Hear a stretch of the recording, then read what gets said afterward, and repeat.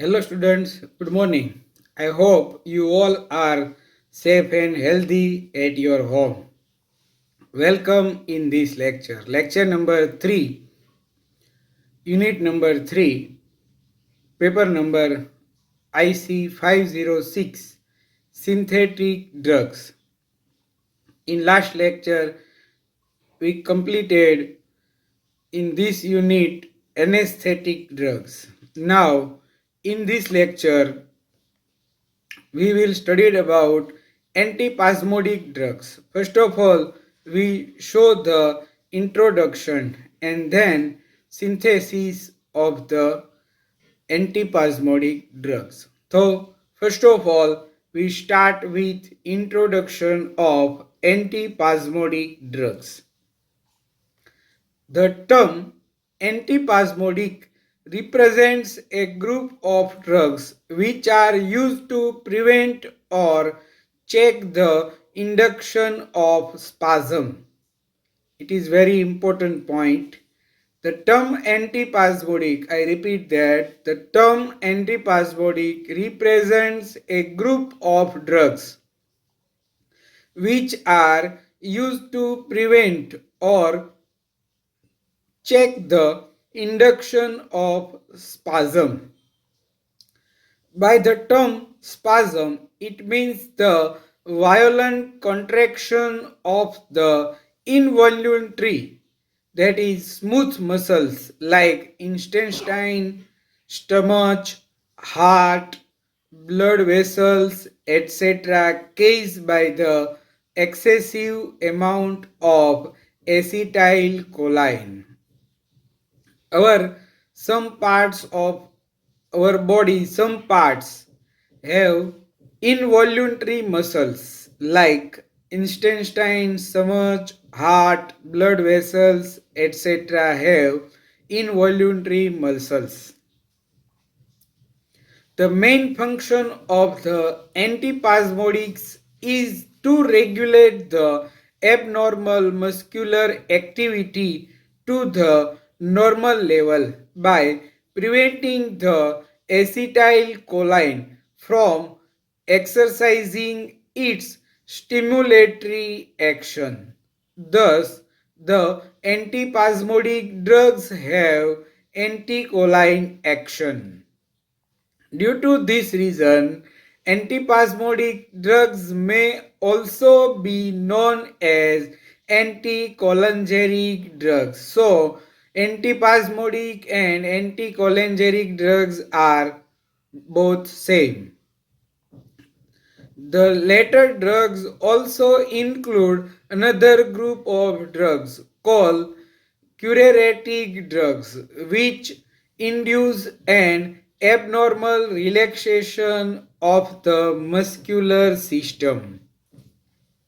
It is to be remembering that curative drugs are more powerful than antipasmodics, which bring the muscles to a normal state. In earlier times, the two naturally occurring alkaloids called atropine and papaverin were used as antipasmodics, and according to our syllabus, we synthesize these two compounds, atropine and papaverin. So in this class, we synthesize atropine and papaverin and then their medicinal uses. So these are the two naturally occurring alkaloids. The biological action of papaverin is musculotropic, while the biological action of atropine is neurotropic. The various available antipasmodics may be divided into following three main groups. There are the three main types of antipasmodic drugs. Number 1, the atropine group. Number 2, the papaverin group. And number 3, miscellaneous antipasmodics. So, We discuss this one by one. All three groups we discuss in this lecture. First of all, the atropine group. Atropine is an important member of the Solanaceous alkaloids. Noted that the name Solanaceous alkaloids. It occurs in deadly nightshade together with Iosamine. Iosamine is optically active but readily racemized to atropine when warm in an ethanolic alkaline solution. Thus, atropine is plus minus iosamine. It is very important. Thus, the atropine is plus minus iosamine. Second group is Papaverin group. It is one of the main constituent of opium alkaloids. It is noted that opium alkaloids. The structure of Papaverin was established by Goldsmith and his co-workers in 1883. The scientist which established the structure of Papaverin is Goldsmith in 1883, and their work is very good example of application of oxidation degradation to structure determination of the alkaloids. And last, number 3, miscellaneous antipasmodics. Beside atropine and papaverin, in derivatives, there are many compounds which have antipasmodic activity.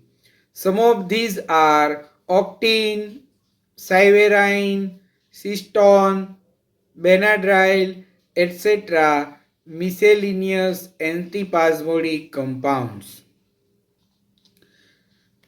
In this class, we studying two compound. One is atropine and second is papaverin. So, in this lecture, we synthesize atropine. First of all, atropine. Atropine is synthesized from phenylacetic acid. And in this synthesis, first of all, we synthesize tropic acid and second compound tropanol. And this tropic acid and tropanol on condensation gives atropine. So, first of all, we synthesize tropic acid. In this synthesis, it is our compound number 1, and then we synthesize tropanol. This is the compound number 2. So, first of all, we synthesize tropic acid, and in atropine, tropic acid is synthesized from phenylacetic acid. Here stated structure is phenylacetic acid, C6H5CH2COOH, phenylacetic acid. This phenylacetic acid is treated with salt of magnesium chloride, that is known as isopropagyl magnesium chloride, CH3 twice CHMgCl. Interaction between phenylacetic acid and this magnesium chloride salt gives Grignard reagent. We see the reaction, we get Grignard reagent. Now, this Grignard reagent is treated with HCHO. It is known as methanol. HCHO, methanol, or methanaldehyde, aldehyde compound. So, after interaction between Grignard reagent and methanol, we get tropic acid.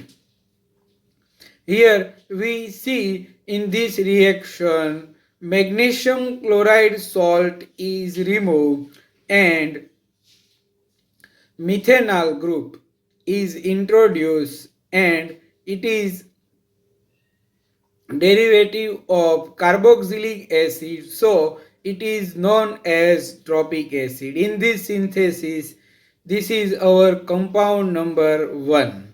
Now we synthesize our compound number 2, that is tropanol. So first of all we synthesize tropanol. This tropanol is synthesized from three main compounds which describe here. Succinaldehyde, this is the aldehyde derivative. Second is methylamine. And third is calcium acetone dicarboxylate. These are three main compounds for the synthesis of tropanol. Succinaldehyde, methylamine, and calcium acetone carboxylate are treated each other, and we get our compound calcium 10 methyl 4 oxo 10 aza bicyclo 5 to 1 decane 3,5 dicarboxylic acid. I repeat the name calcium 10 methyl 4 oxo 10 aza bicyclo 5 to 1 decane 3,5 dicarboxylic acid. This calcium 10 methyl 4 oxo 10 aza bicyclo 2 5 to 1 decane 3,5 dicarboxylic acid is treated with warm hydrochloric acid. Here hydrochloric acid is converted calcium dicarboxylate into carboxylic acid. So with the treatment with warm hydrochloric acid, we get 10 methyl 4 oxo 10 aza bicyclo 5 to 1 decane 3,5 dicarboxylic acid. Here noted that this calcium dicarboxylate are converted into carboxylic acid. Now this 10 methyl 4 oxo 10 aza bicyclo 5 to 1 decane 3,5 dicarboxylic acid is under treatment with decarboxylation. I repeat, the treatment with decarboxylation. And then after decarboxylation, we saw in reaction our this carboxylic group is removed and we get 10 methyl 10 aza bicyclo 5 to 1 decane 4 on only ketonic group, that is 4 on. So after decarboxylation we get 10 methyl 10 aza bicyclo 5 to 1 decane 4 on. After this, the product 10 methyl 10 aza bicyclo 5 to 1 decane 4 on is treated with acid metal. Here metal is Zn and acid hydrochloric acid. So this compound is treated with zinc in presence of hydrochloric acid. We get here noted that the CO group in presence of Zn plus HCl, this CO ketonic group is converted into alcohol